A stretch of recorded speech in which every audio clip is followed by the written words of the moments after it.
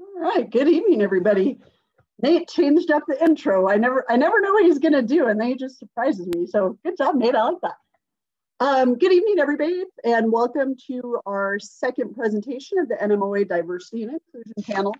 Tonight will be our first kind of meat and potatoes. So the last time you got to meet the panel and see who we are and what we're doing and what they're about to present to you over the next several months. And tonight will be, as you saw in the title, defining diversity and inclusion. So tonight's panelists and presenters will be Gerald Baca from Las Vegas, Elaine Chavez from Albuquerque, and Carissa McGee from Albuquerque. And they'll take it from here. Nate and I, our goal is to stay out of it and let them do their presentations. And at the end, if anybody has questions, we can allow the panel the opportunity to answer those at that time. I do want to welcome our friend Teresa Wins from the National Federation is back on with us tonight. So Teresa, thanks for joining us again and for being a part of our diversity and inclusion experience. So Elaine, Gerald, and Carissa, we'll turn it over to you all. Hello, everybody. Great. Let's see, who's doing Can I get sharing permission? Please, we have a PowerPoint. And I'll get that up. I think I just enabled it. If not, let me know. Got it? All right. Thank you.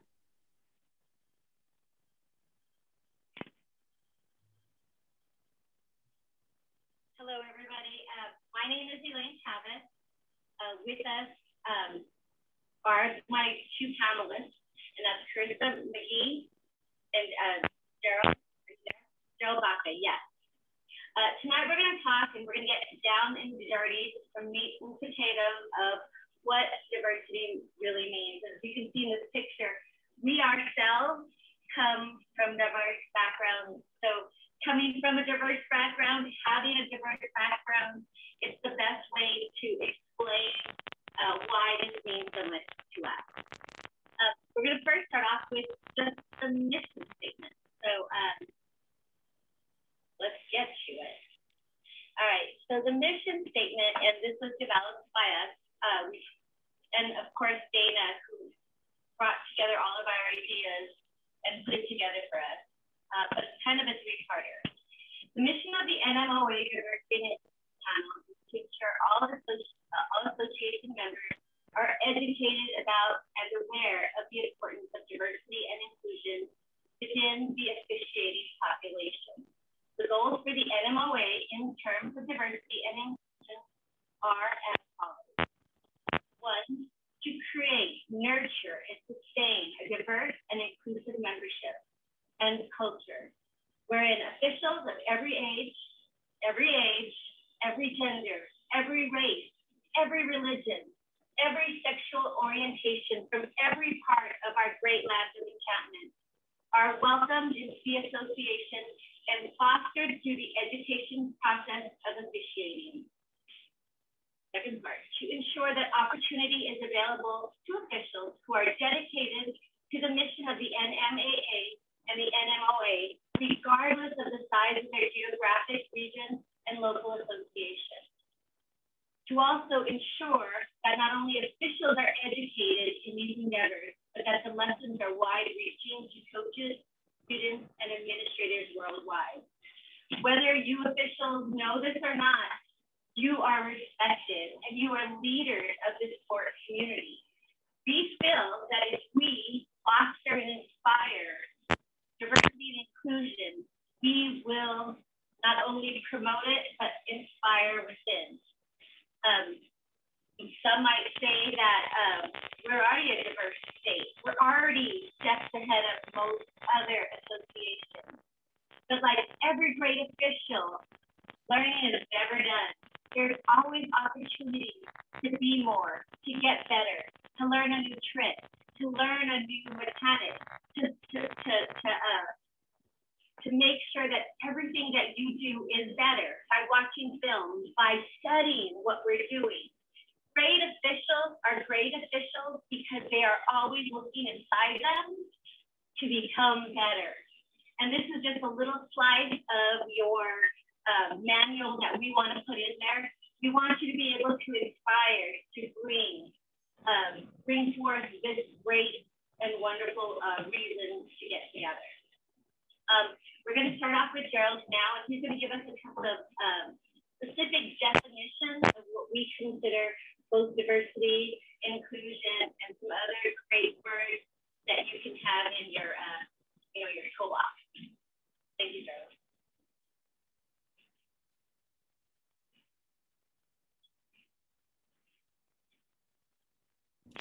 Gerald, you're muted. All right, there we go. I'm muted.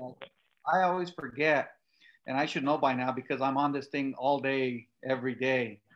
But I want to make sure you all can hear me well. Everybody, give me a thumbs up if you can hear me. Okay, great. Look at that celebrity that we have on this slide here, Nate. He looks just like he looks today. That's a pretty cool picture of him. My part of this is to talk about what we mean by diversity and other definitions that I think are important to what we're doing. And as I say, when I talked last time, you all heard about what I do, my day job as a judge, and then now in the evenings and afternoons doing the refereeing. Been doing it for a long time, but you saw the picture there at the very beginning of me with my two grandsons. And you can see that I live it every day with my grandson's diversity and inclusion. And I had another picture with my granddaughter, and she's Korean. And so when I go visit my grandchildren, like I plan to go this weekend after my football game, I'll go see them and see her Korean husband, see my two who are Hispanic mixed race, Hispanic Black grandsons, and then have a Hispanic Korean granddaughter. And so it's just amazing to live in that kind of environment and be exposed to that and be able to have relationships with people from all over. And so we hope that that's what we bring to you all, to be able to be open-minded and willing to live that life and go forward as an organization. So let me talk to you about what diversity is. It's about having a range of people with various racial, ethnic, socioeconomic, and cultural backgrounds and various lifestyles, experience, and interests. Having a variety of individuals and points of view represented within the population. Diversity is a group of people who are different in the same place. And that's what we are. We're all different in our association, all trying to do the same good job as officials at each and every one of our games, matches, everything that we do. We're different and we want to be better because of that. And celebrate that difference and bring what we have, what I call I often refer to it in my courts as the baggage that we bring with us. It's good baggage and bad baggage, but it's who we are. And we need to be able to celebrate that and be able to mix it up so that it comes out, hopefully working well for everyone. So the next slide.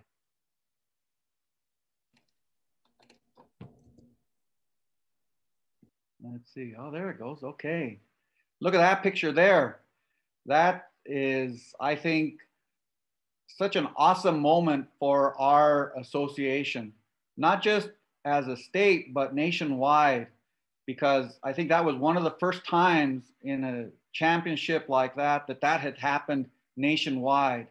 And New Mexico, who often is at the bottom of a lot of lists, is at the top of this list.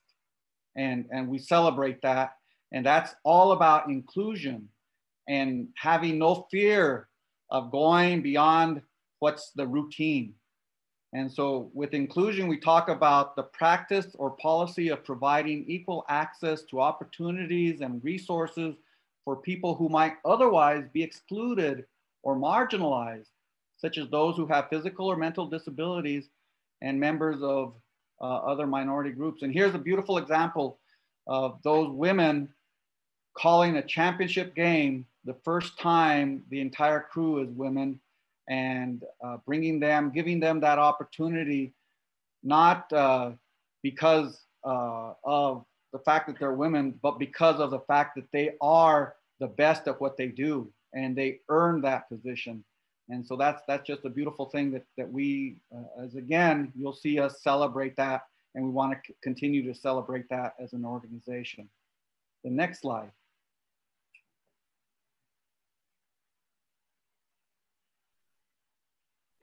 Discrimination. And this one, Elaine did a beautiful job in putting this PowerPoint together, because we see the yellow flag there. We throw the flag on discrimination because of what it is. It's the unequal treatment of members of various groups based on race, gender, social class, sexual orientation, physical ability, religion, and other categories. And it's like, there's a Supreme Court case that's a famous quote from the Supreme Court case. It talks about, it talks about pornography. It is, you know it when you see it, right? It really doesn't, you don't have to be told what it is. You know it when you see it. And that's what we want. We want us to realize, and I say us as an organization, to realize that there is discrimination, like it or not. Even though we're a pretty open organization, we have people from all walks of life, from all different races, genders, social classes, orientations, all of that. But there's still discrimination and bias, whether we want to acknowledge it or not. It's sometimes been a part of how we grew up and that sort of stuff. And so we want to be more aware, and the way I put it, we want to be acutely aware of that and recognize that and say, hey, I've done this way for so long, maybe there's a new way to do it. And so we want to make sure we throw the flag on discrimination.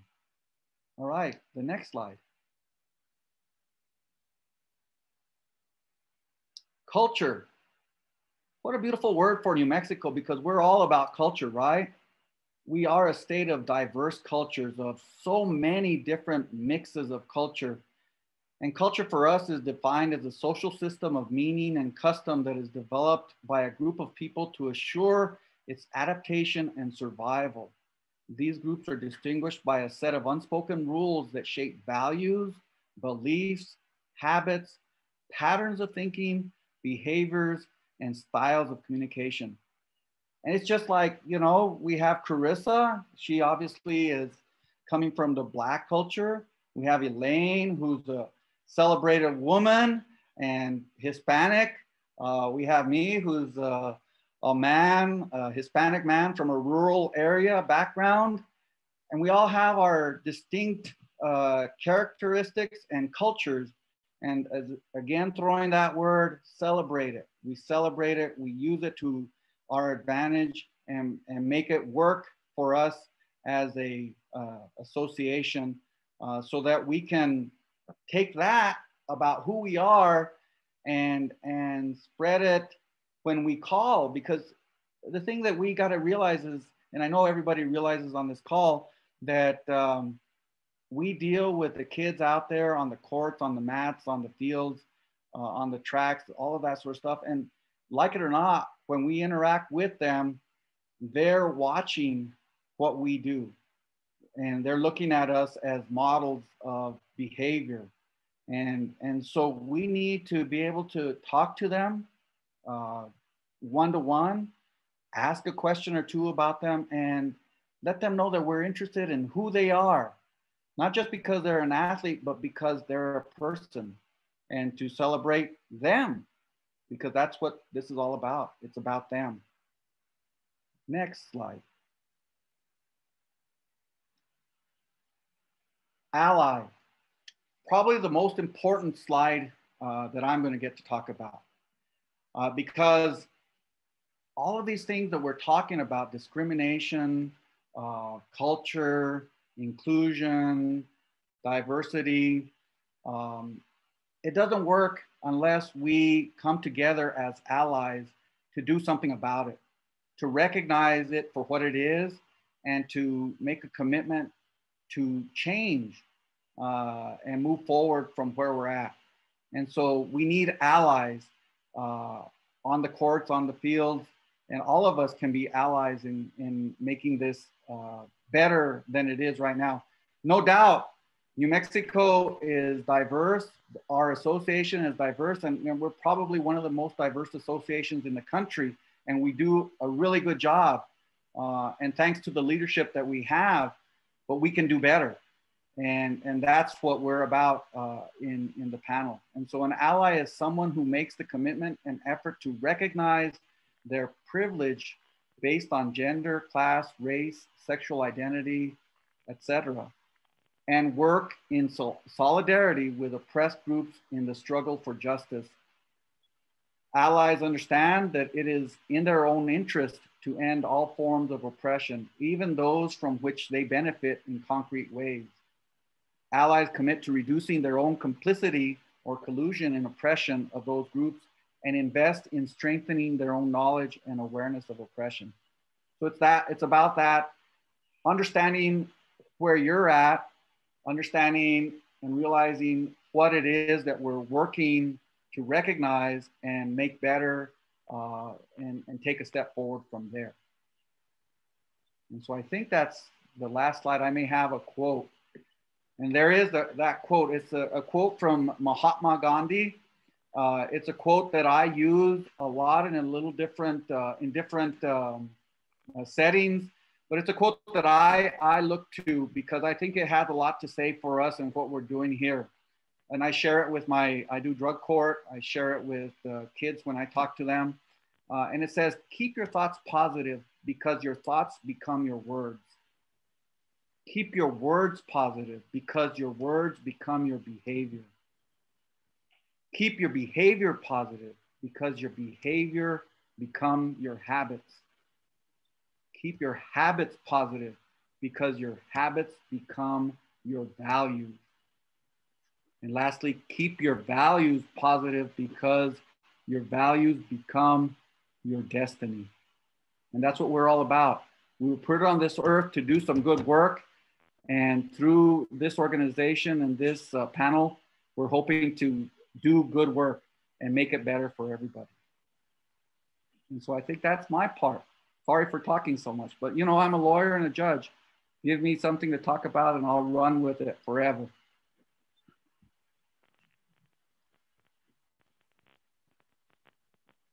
So in every Zoom, or I should say in everyone's heard personality, whether it's a Zoom, whether it's someone trying to sell you something or they want to talk about something or a presentation.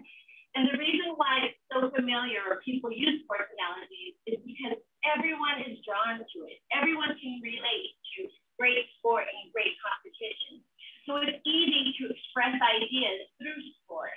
But with that, you have the realization that sport can actually not only define us, but break down those racial barriers or break down those gender biases or age biases to bring us all together. Sport is that one unifier, sometimes a divider, but mostly a unifier to get us all together. And as representatives of our sport, this is the best way that we can break down barriers is by using sport in our influence to inspire and bring out these great values. And I do happen to let them know. Now we're going to go on to Krista. She's going to give us some more of her wonderful insight. Thanks, Elaine. I appreciate that. Sorry, everyone. I had to turn my camera off. My internet is not doing so well. So my apologies. That is my face, though. That's what I look like. So I wanted to just quickly note that Gerald had mentioned that Elaine put together this PowerPoint for us. And she shared it with us a few days ago. And when we went to review it, we got to this slide and she was talking about it. And she was like, Chris, I hope it was okay that I put this slide before you start to talk. And I said, yeah, I actually feel so much more included because Nelson Mandela is somebody I personally relate to because I experienced incarceration just like he did. So I can directly relate to just the drive that he had in what he was doing. He had a very clear mission. in the work that he was doing in South Africa. And I really appreciate that because I feel extremely committed to the work that I'm doing now, trying to inspire other people to live to their fullest potential. And so what I'm going to talk with you guys about today is something that's near and dear to my heart, which is understanding our why. And so I believe that at the heart of everything, if you teach to the heart, the mind will follow. And so I find that our why is really our heart. And so for our why as the diversity panel, not necessarily as the association or one sport or the other, but for this D&I panel, we believe that officiating is a rewarding experience and it's a great contribution to our societies. And so we believe that any person who wants to be a part of the New Mexico Officials Association should know that they are invited and welcome as a member of the association because they can see themselves represented. That's a big part of why we're doing this. We want people to know that they are welcome simply by looking at us and seeing that they're represented. And so it is very inclusive and we are diverse for that. And so that's something that we're trying to drive home. We want to do more than just be the talk. We want to actually walk the walk. And it's important that we establish our why because it becomes your anchor. It's the thing that holds you firm in your place, even when you're in rough waters. And spoiler alert for any youngsters on the call, life is rough. Life is rough. And so you just got to prepare yourself for success. You want to set yourself up for success, knowing that rough times are going to come. Sometimes you're going to be in turbulence. Sometimes you're going to go against the grain. It's going to be tough. So what are you going to anchor? What are you going to anchor down to? What are you going to hold on to? Your why will keep you centered. It's always going to remind you of why you get up. Why do you continue in this fight? Why do I even try? So for us, we keep having these sessions. We keep showing up. We keep meeting and discussing and pushing the conversation of diversity and inclusion because of our statement of our why. We believe that people should see themselves represented. So we got to grind it out now so that our future generations can benefit from the things that we're doing. And that's really what life has kind of taught me, is that we blaze the trails, not so that we have our own path, but that so those who follow do. So we need to blaze this trail. That diversity and inclusion is it is the norm. It is what is the healthiest. It's the best. It's the most successful. And we're all about that. We're all about that. So I'm going to challenge each of you as officials. What is your why? Why do you want to officiate? Why do you want to participate in these sports and engage with the youth and have the opportunities that you have? What is your why? And that's just something I challenge each of you to think about. And I hope that you can articulate it in a statement that's strong, something that you believe, something that you stand behind, and it's something that you can share, because in that sharing, you'll also be planting seeds, which later on can grow into beautiful things. So then we want to talk about, the why is great. That's going to be our motivator, but how? Like, how are we actually going to do this? Well, we are helping to cultivate the diverse and inclusive association we believe every official deserves by using technology to adapt to current circumstances, which ensures that the connection and education of officiating has continued. I'm like blown away with our ability to stay as connected to the association and the work that we're doing as much as we have from COVID-19 and the shutdown and all that. I quickly was just like, okay, well, that's off the plate. We're not going to be in person, so what's the point? And then here comes this amazing leadership, and it's like, no, they will pave this way for us. Again, grinding that out. I can't imagine what Dana and Nate and the association had to do to actually get us to where we're at right now. They had to grind it out so that we could come behind and benefit from it. So that's how we're doing this. And we're also doing it by building on the existing diversity and inclusion. Shout out to our women leadership who have paved a way. Again, it's awesome. I feel so welcomed, and I'm just so happy that I don't have to do that extremely tough work of being the first. I don't know how many of you can relate to being the first, but being that I am Black, being that I'm a woman, being that I'm a lesbian, being that I'm a returning citizen, being that I'm somebody who, has a lot of a lot of baggage, as Gerald was talking about. And my baggage is pretty tough, but you know, I am categorized as like a marginalized population. And so I'm glad that I don't have to grind out that that path of being the first woman official. I'm so glad that that has already been done for me, so that I have at least some foot up in this endeavor of mine. So again, trying to pave the way for other people who's coming behind us. And also strengthening our association's bond by doing more off the court, which brings us a better on the court experience.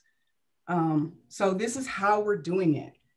And then we want to get even more specific. We want you guys to really understand what it is we're doing for you, because we believe in this. Again, our why is what anchors us. And so you might like, okay, so we're using technology. What does that look like? What is building on existing diversity? What is strengthening our association? Like, what is that? Well, that's our what. What it is that we're doing, well, I can tell you for the D&I panel, we're hosting at least 5 discussions like this. This is our second one. We're stepping up to the plate using our technology to actually deliver you guys some meaningful information, things that we put our heart into. We really met up. We took the time to invest in this because we believe in it. We're actively recruiting and improving our retention efforts, especially in our underrepresented populations. The fact that I got to meet with Elaine and learn that she's the only female wrestling official, I was like, what? News to me. That rocked my world, because I could only imagine what that would feel like to be the only woman in an officiating realm that is dominated by males. That is, man, she's a tough cookie. Like, my hat went off to her, and I'm humbled. And that's what we need. We need to be sharing that kind of experience with each other so that we can learn to appreciate what we're actually doing, because we're doing great things. This is an awesome opportunity that we have. So I love that we're doing this and that we're building on it. And we're creating more opportunities for diverse and inclusive people to have more of an influence in the conversation. We are the best examples of that. In particular, I would have to say I am, especially because of my background. The fact that I have space right now, the fact that I have a stage, a platform to share something that's meaningful to me, that matters, that will help hopefully improve our diverse group in positive ways to be even more inclusive. That's an opportunity that I don't take lightly or for granted. So that is what we're doing. And we are living that and breathing that. And we're going to continue doing so. We have some fierce leadership at the top. So sky's the limit. And I'd just like to end with my little quote, which I think is very appropriate. You can't force your will on people. If you want them to act differently, you need to inspire them to change themselves.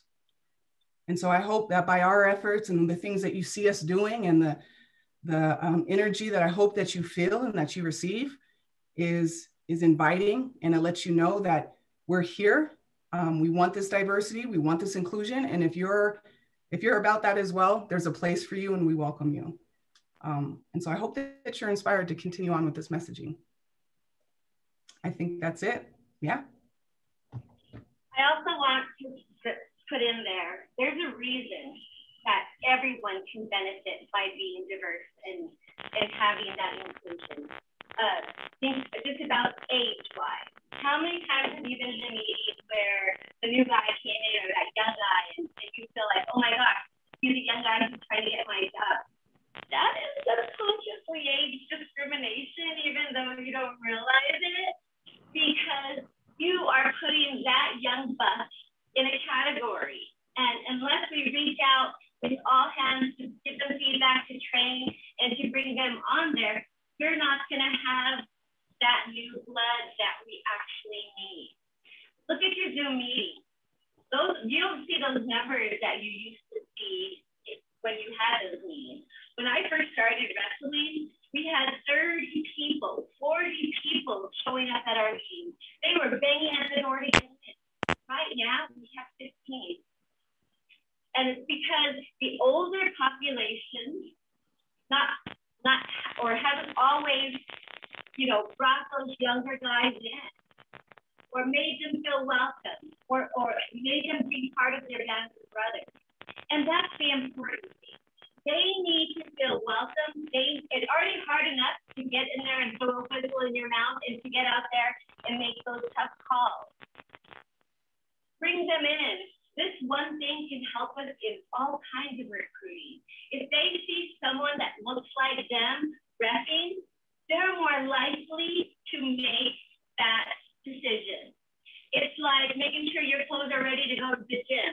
That one little act of being prepared or preparing for that next action will statistically make you more likely to do it.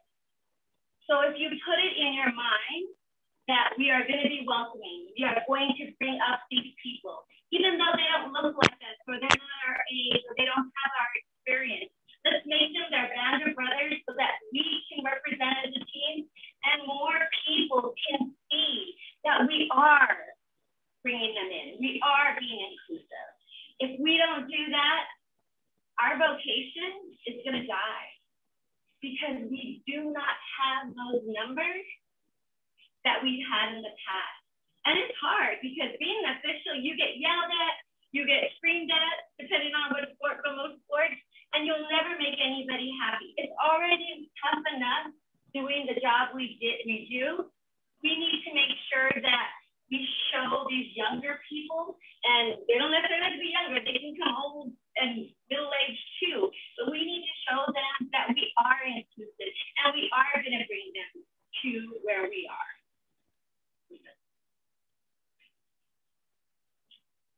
Well, I guess we'll open up for question and answers.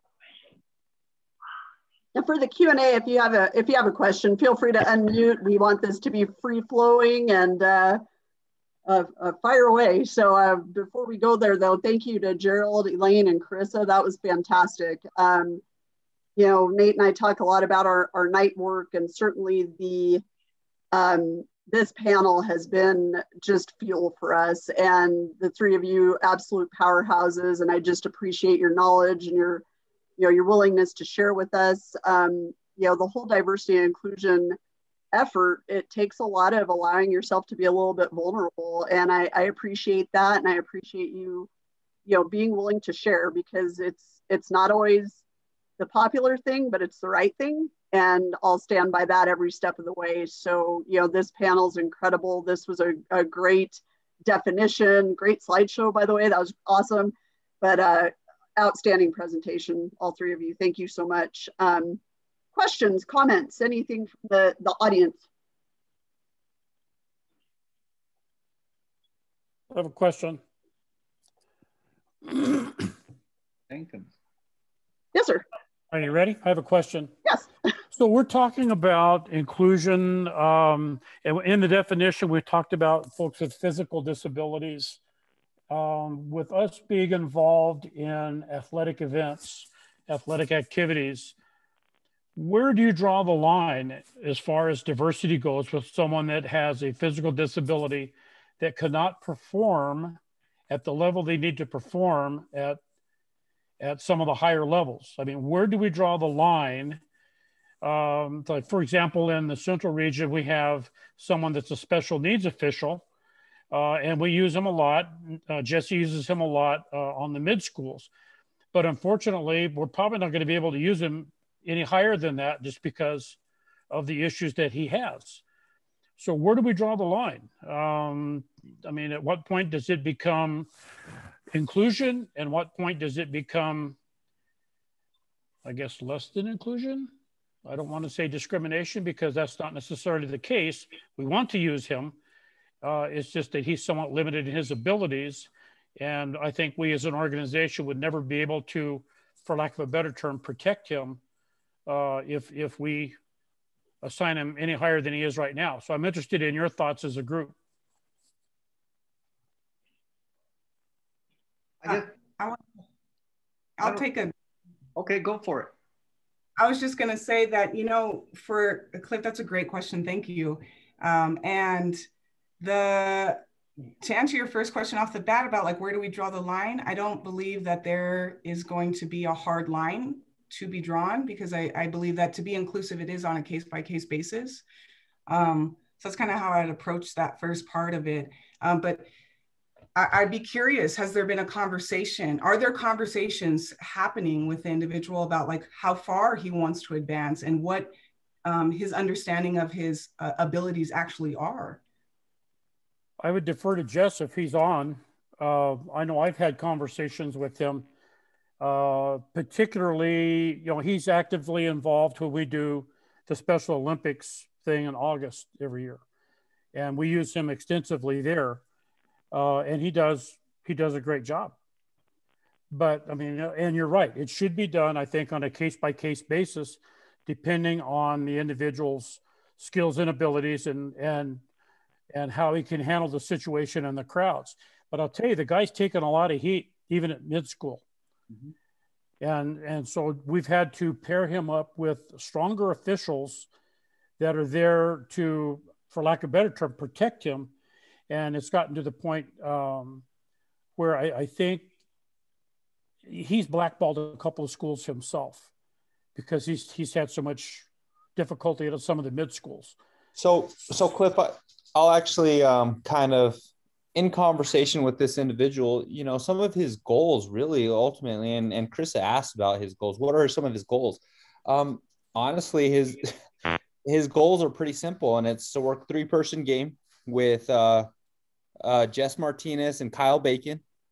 And that is one of his goals. He wants to work with Chris Rastatter. And I think that, with our connections and Dana, I honestly think that we can really help him reach some of these goals. He does talk about working C and JV games, but he's never brought up the varsity game. He's never brought up, but his short-term goal is literally to work a 3-person game with Jess Martinez and Kyle Bacon. And that's mine too. That's what And the great thing about this particular individual, he actually does baseball as well. And one of the things that the local group did with baseball is they made him the social media coordinator for their group. So there's ways that you can be inclusive and welcoming without it becoming a safety issue for the official. It was the coolest thing that they did when they were like, hey, do you want to start doing our Facebook posts and, Instagram and whatever. And he loved it because, like I said, there's ways that people can be included and welcomed and feel a part of the brotherhood or sisterhood without it necessarily meaning that they're calling the state championship. And we've had a number of officials in my tenure who have been in that exact same position where they are special needs and they know what their limitations are.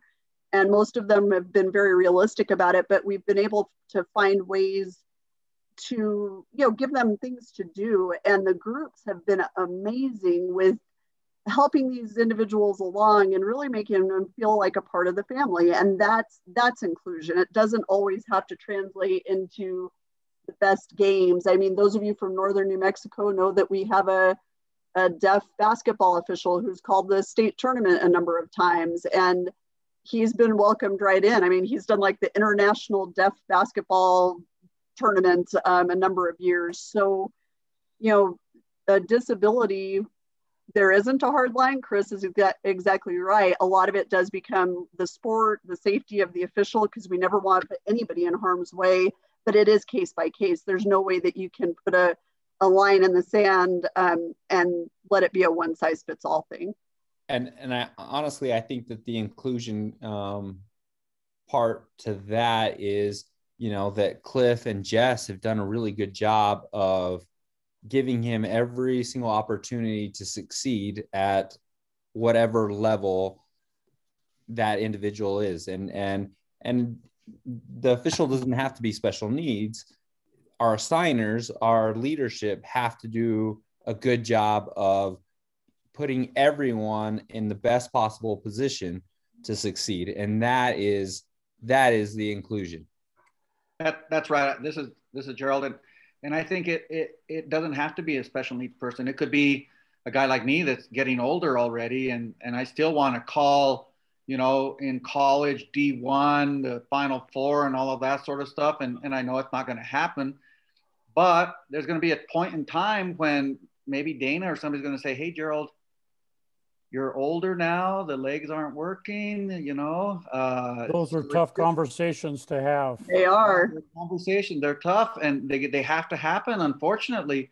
But there's other ways you can say, Gerald, you're not able to call the varsity game anymore. Maybe we can have you work the middle school, or you can be a observer. You can help other ways. So it's not that you can't be on the court anymore. It's just that we want to look at how do we keep people active. Well, I think we're going to transition a couple of folks this year from really our top level officials that have just gotten to the point, either physically or whatever, they just can't work anymore. And I think they're going to they're going to move themselves into situations as observers and mentors for younger officials. They're both too valuable for me to lose. And I don't want them to walk away from the game. And it's, and my point with the special needs kid, that's just an example.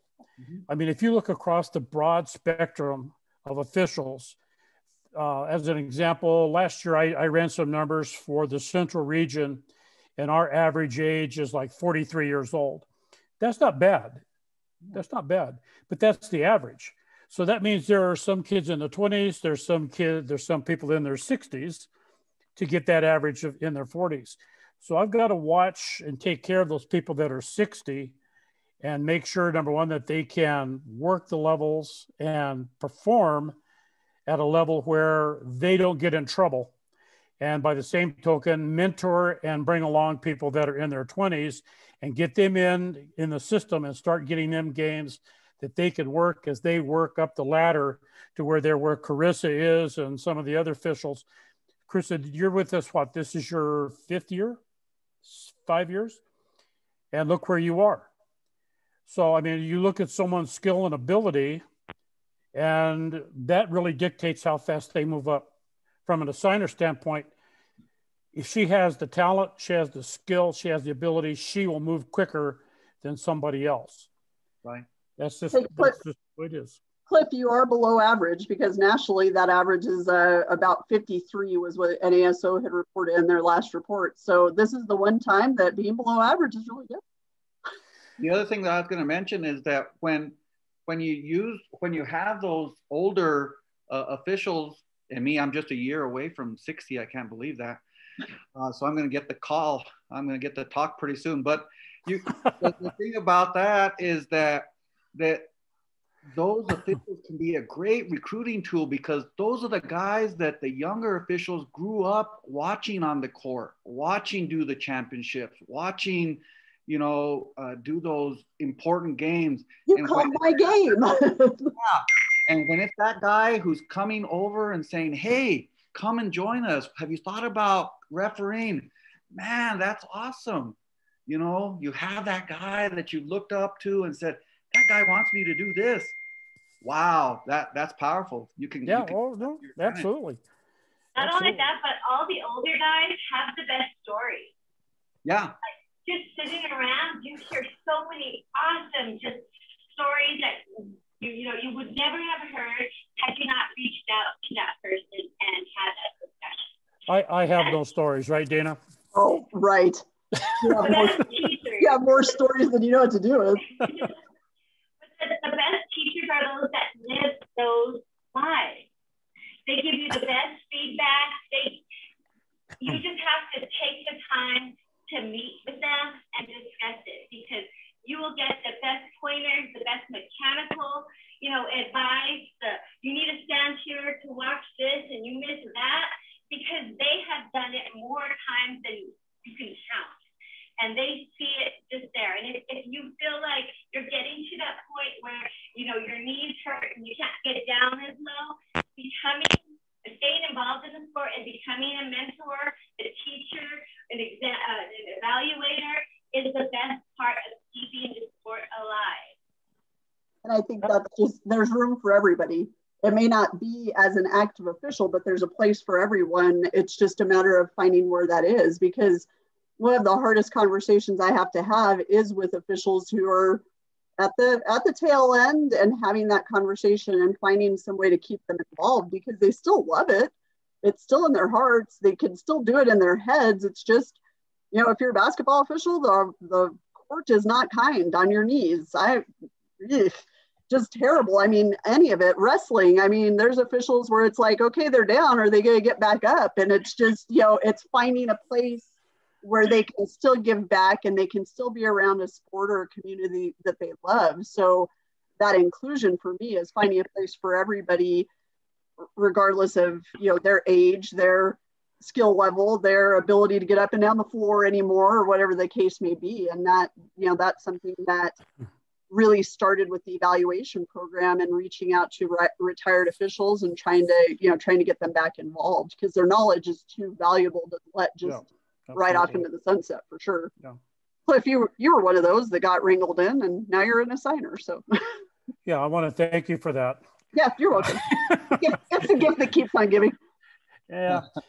Well, you know, I'm blessed in that in the Central region, we are, I think, a really diverse group, and we have a group of people at each level in that group that are representative of various groups within our community. And you guys are right about New Mexico.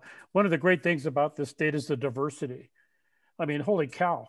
Where else in the United States can you go and call in Zuni or, you know, in Laguna one night, and then you're calling in Santa Fe the next night, and you're calling in Socorro the next night? And I mean, what a great opportunity it is to understand and see what the people of New Mexico are like.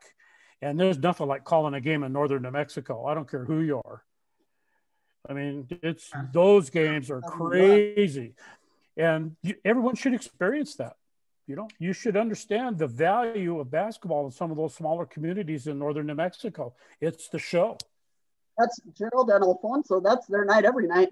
Yeah. Yeah.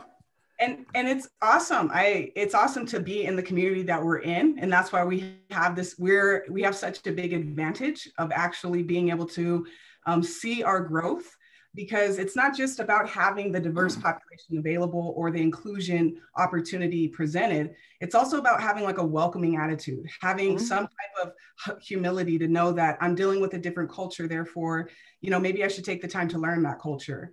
And kind of going back to the disability situation, it's like, are we taking the time to learn what it is that they can do and what they want to do?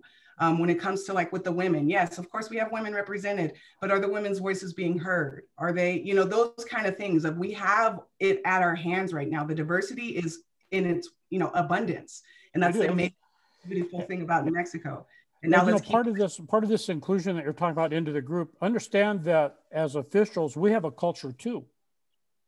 And the object is to bring folks from the outside, the diversity that we need to make this group strong. But we also have a culture in-house. And we all need to understand that we have to rely on each other, because we're only going to be as good as the other official that's working that game with us, whether it's 2-person, 3-person, 7-man, whatever the football crews are. I'm not a football guy, but you're only going to be as good as the crew. So if you bring somebody in and we train them up and assign the correct values, if you will, which I think is what this is really about, is to share the values that we have from all of our different cultures and share them within this group and make the group that much stronger. Am I missing a point? No, I think you hit the nail right on the head, because we gotta be able to trust one another. And that's the hard thing, especially like a person like me. I'm a judge. I'm a one-man crew, and I have to live or die with every decision I make. And then I leave that and I have to go onto a court or mat or whatever the game is I'm calling that day. And I have to say, okay, I'm not the boss anymore. I'm not in charge. I have to be able to rely on my partners. But even in your professional career, you have to rely on the officers to come into your court and tell you the truth. Right. You have to rely on the lawyers that are there to tell you the truth.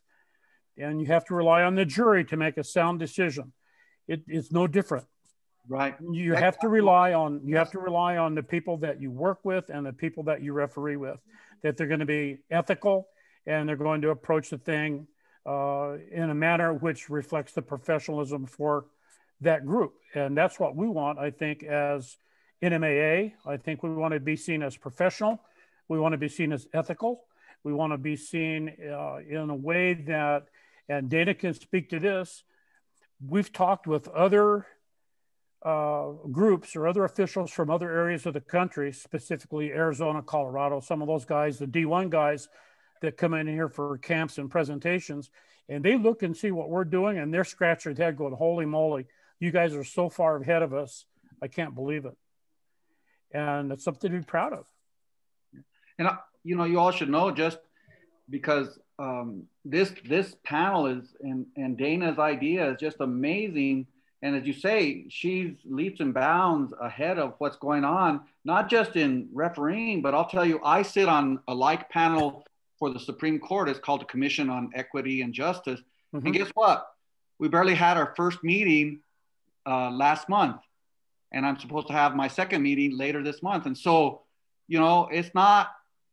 it's amazing how far and how far reaching and sort of what foresight Dana and our leadership have, because it's important, not just here, but in the rest of our professions and lives.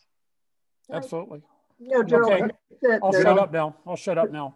The was the pandemic gave us the time to be able to start to look at things outside of the X's and O's of officiating. So I think that while it's been easy to get down through all of this, there have been some real blessings, and this panel has been one of them. And having the opportunity to address it, I don't try to take credit for it. It's something that NASO started, and I really felt passionately about it. And Nate and I talked quite a bit about it, and we decided it was something we wanted. And then we were like, well, is anybody going to want to be on this panel? So you have to take a leap of faith when you're doing something like this, and just hope that you have enough people who are like-minded who want to join in. And the people, there is not a single person who I asked to be on this panel that didn't say, no one said, nah, that sounds stupid, or no, I don't want to be involved with that. We had a couple of people that didn't have the time, which I completely understand, but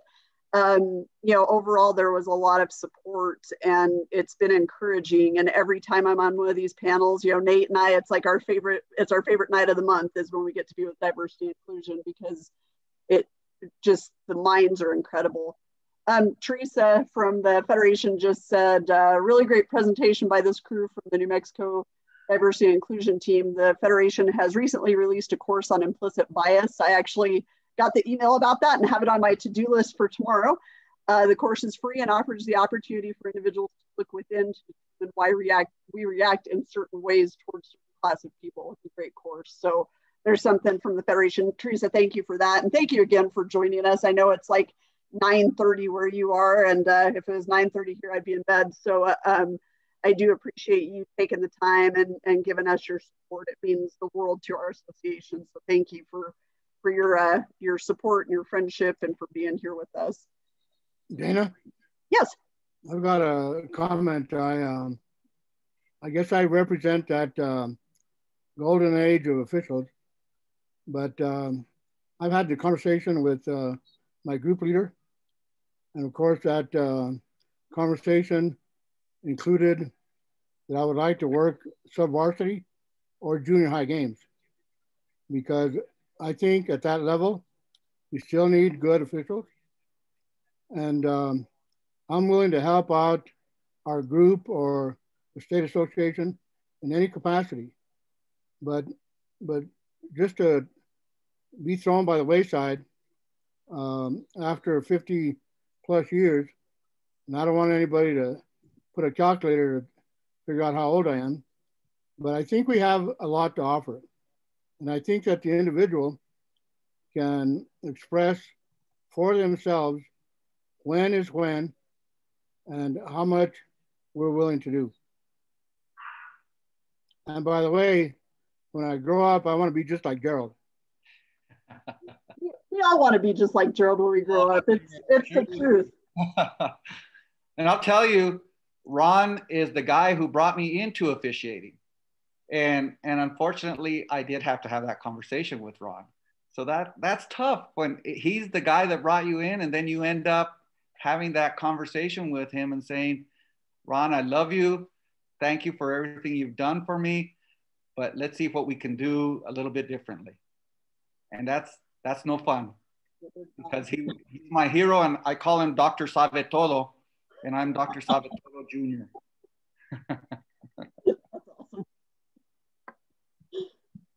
Any other questions or comments for or from the panel? Well, I would just like to encourage all of you guys to really dig deep, and most of you are probably already doing that, but reach out to those people that you might not have reached out before just because you're not similar to. That first meeting, that second meeting, that, break in between, and find out more about that person. And just, get to know them. Just asking and building that relationship drives diversity, drives inclusion, and it makes all the difference. And not just the referee. How about that kid? Or how about that coach? Because it doesn't just stop here. Our reach is far. You guys are leaders. People watch you. They watch how you interact. And when you send that handout, and someone takes it, people notice. And that's the difference. And I think, Elaine, you just hit a very, very poignant point. One of my very best friends in the world is Jimmy Casas. He runs our Referee Educational Forum. And one of the very first forums that they did here in New Mexico was, he was talking about how important it is as officials to, when you arrive at a gym, to get to know everybody, not just the athletic director, the custodian who opened the gym for you, that, the kid who's getting you water at halftime or at timeouts, and talking about that inclusion on a broader scale and making people understand that it is such a welcoming community of people. It really is. It's a special bond. And, Nate and I talk a lot about it, and how that representation of officials just shows, they're really good human beings when you now have introduced yourself by name, and that the guy with the key to let you in the locker room is named Joe, and you've now seen him 3 times, and he's got 2 kids and they're 3 and 5. And once you start building those relationships, and I know we're talking about inclusion within the NMOA, but it's so much bigger than that. It's about just being good people. And when people know that you are a good human being, it brings more credibility to what we do on the court, on the field, on the mat, because now they see, God, those are just, those are good people. And maybe next time I'm at a game, I'm not going to yell at them, because I understand that they've got good hearts, and that they've got, it's still going to be sports, and people are still going to be passionate and all of that. But they do start at least respecting the fact that you're more than the stripes, you're more than the whistle, you're more than the person who's going to, give a penalty or whatever. So I think that the more you represent yourself as just a decent person, to, treat the janitor the same way that you treat the CEO, it's that kind of mentality. And when Jimmy brought that up, gosh, it had to be 12 years ago. It's just kind of stuck with me. And it really does make you think, as you're meeting people in your day, how you treat everybody. And it is that inclusion, and it's being open and just being kind. And I think that it goes a long way.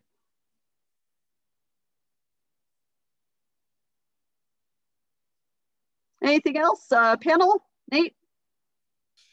No, this is amazing, I think. And then if Teresa, you're still on, just absolutely thank you for being here. I think your leadership at the national level is just amazing. So we appreciate you. Talk about, just diversity and, African-American, female, just she's the show for officials. And how amazing is that? And so thank you for that, Teresa. This panel did an amazing job tonight. And I think that, wow, we're headed in the right direction. And and we talked earlier about, New Mexico. And with Teresa on, I don't think the goal is truly to change New Mexico. The goal is to change the culture of officiating nationwide. And this panel, I know that is their number one goal.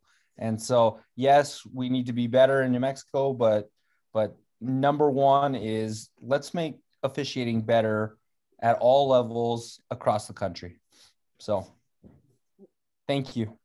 Thank you, Nate. Teresa, do you have anything before we sign off here?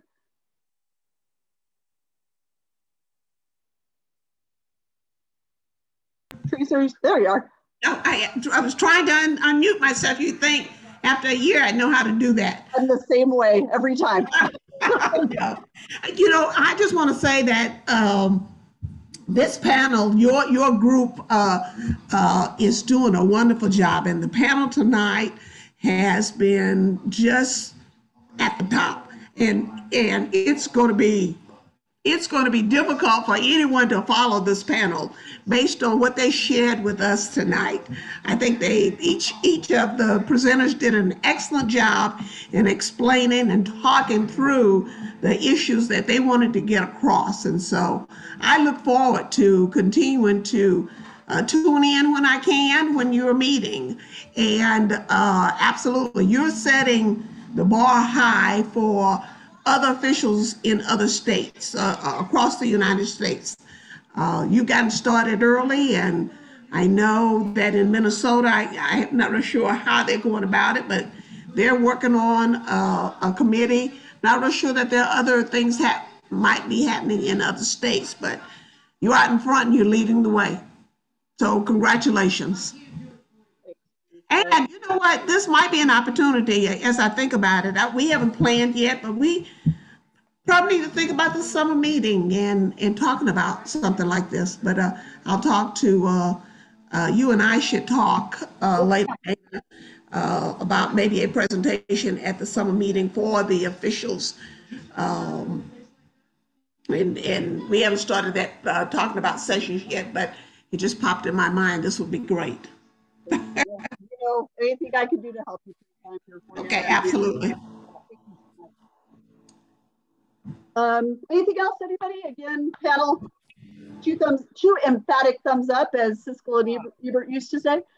And I probably just dated myself because I know who Siskel and Ebert are. But anyway, I do appreciate everybody so much. And I love that we're taking so many positive steps in the right direction. And like I said, one of the biggest blessings out of the pandemic has been the birth of this panel. So I appreciate everything y'all are doing, and we will be back in about a month with our next presentation. So we're brewing and scheming now, and you'll see the invitation. We have this recorded, so we'll be sending it out membership wide. To those of you who were on tonight, please encourage your officiating brothers and sisters to view this, because I think it's important, and I think that the more we can get this word out, the better off we are collectively. So please encourage people to take a view. I think it's worth an hour of their time, because I know it was worth an hour of mine. So if anybody thinks of anything after the fact, feel free to shoot them my way, and I'll make sure I get that information to the panel. Have a great evening. Have a wonderful weekend. Yay, it's almost Friday. Have a great weekend. And if your seasons are starting, have a great season and the start of the season. Some seasons are already ending, so finish strong. I'm so confused. I don't know what's starting and what's ending, but we appreciate everything, and we are here for you. So nothing but love for all of you, and I hope you have a great night. See you next time. Thank you. Bye. Bye. Thank you.